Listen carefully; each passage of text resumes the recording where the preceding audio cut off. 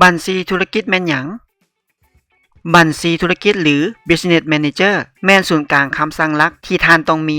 มันสำคัญเพราะ 1. ปลอดภัย ท่านบ่ต้องให้รหัสผ่านกับพวกเขาท่านเพียงแต่เพิ่มพวกเขาเป็นคู่ร่วมงานหรือพาร์ทเนอร์เพื่อจัดการกับโฆษณาให้อย่างปลอดภัย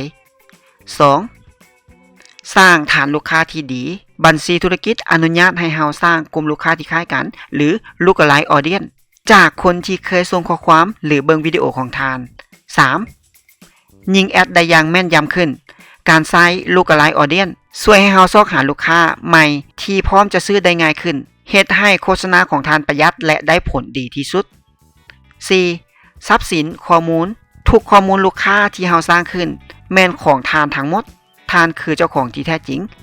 ฉะนั้นเพื่อความปลอดภัยและยอดขายที่ดีกว่าต้องมีบัญชีธุรกิจหรือ Business Manager ก่อนเริ่มยิงโฆษณา